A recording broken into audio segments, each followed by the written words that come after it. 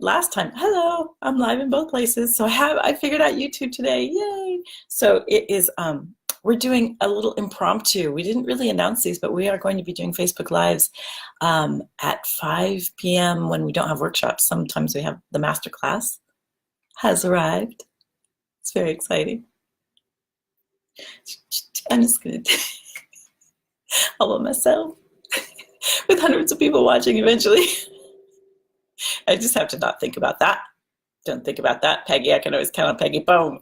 So we're doing these impromptu sort of Gatekeepers Live. We'll be doing them at 5 p.m. It's funny because now I have both Facebook and YouTube in my head, because on YouTube they just run randomly, right? It's a different thing. So which crowd do I speak to? I already have enough voices in my head. Hello. How are you? How's the kids? Good? Good. Peggy's a screen reader. So yeah, so because the masterclass is opening up on Saturday, Saturday, not tomorrow, the day after tomorrow, we are going to be doing just answering questions, because we're getting a lot of new people into the Facebook group. A lot of conversations are happening. People are taking the trainings, which are really cool. So those pre-trainings are to get you ready for the masterclass. And so I love that someone posted today, like, where's video 3? So great that you're like, I want my videos. So they are all live. You should have gotten an email. I posted the link here in the page. I can speak to you. I can speak to Shri. Yay! Shri's our lovely community manager. She's the one that's welcoming people, laying down the red carpet, doing a fine job, I have to say. Really good, really good. Hi, Doug. Good to see you. So yeah. So if you haven't seen the video trainings, so the masterclass starts on Saturday. We have 4 of those. It's just so much going on.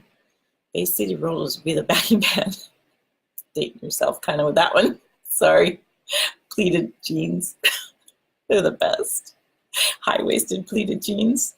Those were great. Those days were good. At least the hip hugger thing is going out, because that was just not pretty. Not pretty. I love red carpets too. I have one in my garage, of course. So just in case you ever need one, just give me a ring. So masterclass is on Saturday. It's again on Monday, the following Friday, and then Saturday we open enrollment to our next group of screen readers.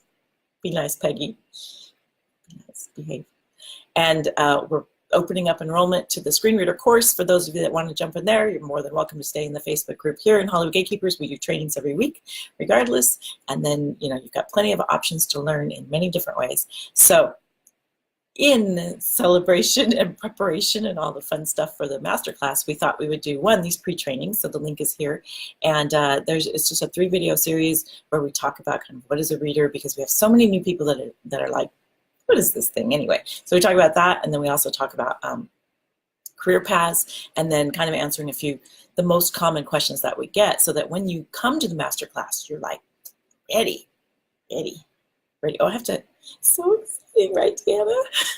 I'm very excited. And then one of the other things that we'll be doing the whole week are these Facebook Lives, so that we can, you know, answer questions along the way, speak to things that we're seeing in the Facebook group, comment on people's exercises, whatever. And I'm loving some of the exercises that I'm seeing already. If you see #reader and then someone's talking about a movie that they picked, that is from the pre-trainings. So we have you try it out. See if it's for you. The whole thing is just to kind of for you to decide if this is something you want to pursue, if being a reader will help you as a writer or an actor. Yes, it will. But we answer that in much greater detail. So, and then the master classes, we really, so there's the registration dates. Doug's so on it. You're only scary to the grandkids. I don't know. I remember last time you're like fresh meat. You gotta watch out for Maggie. She'll take good care of you. Don't worry. So, so we are hopping on at 5 p.m. just for a few minutes. I'm going to try not to yammer on. Just grunted. It was not pretty girl. So we'll be doing that today, and tomorrow will be even a little bit wackier. I have a super wacky day tomorrow with 3 of the nonprofits that I volunteer for, all having something on the same night.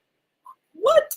So I'll be like, I'll be there, chicken body, and but I'll be there 5 p.m. I'll be out on the road. I don't know where I'll be exactly yet, but 5 p.m. And then Saturday is the first workshop. We are going to take Sunday off. shake the blanket. We'll be back Monday for 5 p.m. workshop, and then we'll be live Tuesday, Wednesday, and Thursday with the Gatekeepers Live, our usual Wednesdays. And then we have a workshop at 5 on Friday, and then the final masterclass on Saturday. It's quite a week. We're very excited. It's going to be very cool. She's not a scary grandma. She's one of those grandmas, like, that thinks they're scary. I remember when, this is a little side note, but there's a guy who I worked at a theater, ran the theater, really great guy, but real cross, he's always like, rah, rah, rah. And then when my boy was he was really little, like 4, really little, and he was so sweet to him. And so he sat down with him and he was like, what are you doing? He's like one of those kind of guys that does that to kids. Are you behaving? And was just like, and I said, don't worry, Davis. He acts all gruff and everything, but that's just because he's actually the biggest softie of anyone ever underneath that. And so anyone that acts gruff like that, that it's because they're super soft underneath. And his face was so great. Davis immediately was like, oh, okay. And then he was like, and his wife just like fell out laughing because it was such a just apropos description of him. He was one of the most sensitive people I know. Anyway, great character, right? That's a great character. Like people that, not that I'm calling Peggy out, people that are scary. She's this big old softie. My brother, he called himself Mr. Mean for a really long time, and he's like the sappiest guy I know. And you can tell him I said so. So anyway, moving on. So today we're talking about, are readers legit? Are we legit? Okay, I'm not gonna. Sorry. Are readers legit? Are they? Because the reason that we're dumping on this topic, no, diving on this topic, jumping, diving, dumping, talking, whatever, is Kevin, one of our new Hollywood gatekeepers, he wrote a pretty long post about the facts of how readers have treated him as a writer. And it's beautifully put and very eloquent, and he expresses his frustrations, and it's one of the main reasons we are here, is because he is not alone. That is not an uncommon sentiment, what he puts there about how he feels about readers, and how you work and you work and you work, and then you get someone cutting their teeth on how to do a coverage and how to be a reader on your script. It's not okay. I don't think that's okay. And then I love that we had a very seasoned reader step in and say, there are bars, there are levels in most production companies, in any of the bigger, and even I want to say bigger, but it's not even about size. It's more just about the credibility of the producers that are making the movie. Anyone worth their salt is going to vet their readers. Like it's just, that's part of it. But there are people that you do a sample coverage, and then it takes a while before you kind of get your sea legs as a reader sometimes. And there's no training, which is one of the things. It's like, we were like, well, nobody teaches people how to do this. And we're like, that's true. There is, you really do. I mean, there's a training in how to, it does come down to, and we had another post in there, talking about, well, whether I like the script or not, it comes down to these things. This is true. And it does come down to that within, so you can kind of understand it. But every production company is a little bit different, and you need to try and figure out what it, the reader's job is to match the script to the production company and to serve that writer as a champion. We are really passionate about that we are not here to be snarky and sarcastic and mean. We are here to try to get you in the door, to make suggestions, to raise the bar, to improve your screenplay, to make you a better writer, to make it so that you read our coverage and go, oh, right, that's what I need to do, not what am I even doing? That's not the job of a reader. It's not to tear people down. It's not. It's to give them a little boost, like you do with your buddy when you gotta hop the fence. We're gonna hop you over the gate. We're gonna stick our little hands out, and you're gonna put your hand in the foot. And then you're gonna jump up. And then you're gonna be like, I was in high school when I did that, and then my shorts got caught at the top of the fence, and I jumped down and my shorts stayed. That happened. No, we're not going to do that. But we are going to get you over the fence, right? And then the other side of that. So I wanted to kind of speak to that. Sorry. I don't know what got me off on that. So every production companies are a little bit different. If you haven't noticed, Doug's the smart one. Like I yammer on, and then he like he goes, that's what she's trying to say. That's what she means, and he puts it in a way that is accessible for people to get, which is awesome. This is why we're good partners. So so that's part of it. The other part is, and I mentioned this a little bit yesterday in talking about career paths, is that producers, I have such respect for producers because they really are like, yeah, what do you need? It's like, it is insane. Like it's insane. So they have like so much on their plate. They just can't physically read. It's just not possible for them to read everything. They need help, and they need a reader that can go, you know what, I think this. Here's the coverage. Boom, got it. They need that badly. And there are, a lot of people say, oh, well, readers don't have experience, or they do complement each other, Peggy. Oh, exactly. They need to do that. And it's really important. And you don't get really trained in that aspect of it. You don't get trained in the mindset that we're talking about as a reader. And you're overwhelmed with material. I can't stress that enough. Like, it's like, see the stack? It's like, well, if I can get through that during lunch, I mean, it's like, it's insane the amount of work that you have. So it can get to where you feel like you're slogging through, and it can get to where you're overwhelmed, you're underworked, you're just like, and part of that's on you, because a reader is responsible for their own workload. And that's one of the things that we talk about in pretty great detail within the screenwriter training, is like how to say no and how to say yes, when to say no and when to say yes. It's really important. So being that support system for the producer, we're trying to break that. And there is the way that the general public looks at things. There are mindsets that you can't change, and I'm not even going to bother with the people that really are negative about it. That's in their world.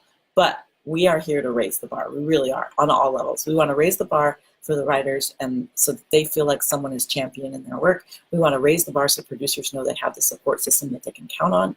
And we want producers, we are, kind of phase 2 is like talking to producers to say, look, this is important. You're going to spend millions of dollars on this movie. We also want to raise the rates for readers as well. I'm like, Norma Ray, man. we really do. We're when we first started doing this, we were like, we're not going to just change, we're not just going to train readers. We're going to change the industry. Like, we really are like passionate about this. So it is like we're really sincere, and we really do. We see all those things, and I've heard it from all sides. And my reading experience has been lovely and awesome and inspiring. And when it wasn't that, it was me. It's like, it's how you approach anything. So we are really excited about training everybody to have the right mindset so that you can approach it, and you can control your world, and you can control your workload, and you can not be the person slogging through. And because if you're that guy, you are going to be that champion for a writer. And there are levels, and there are, as much as it doesn't seem like it, if a reader is coming in and it's really terrible, it's not like you get fired per se, but you just don't get called. It's a little different in Hollywood. It's not like, unless you do something outrageous, but in general, it's just like, yeah, there's no work right now. That's kind of how it's handled. So, yeah, it is like drinking from a proverbial fire hose, which I have become an expert at. So, yes, I'm never thirsty. So, I hope that kind of helps solidify a little bit where we're coming from anyway. And, that we get that a lot of people see. Well, we have the general population that's like, is this for real? That's the first step. And then we have that mindset of people that have had their scripts covered and have been like, what the heck? You read that coverage and go, did you even read the screenplay? Or like get the things wrong in it. Or sometimes when you're working a lot as a reader, you have to focus.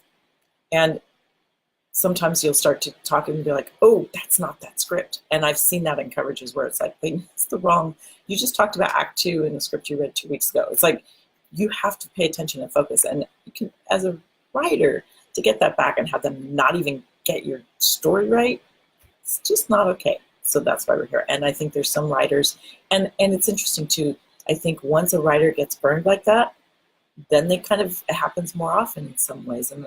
And you can go all woo-woo with law of attraction, but I feel like, when you're expecting, plus you're looking for it, so it's, you'll see it a little bit more.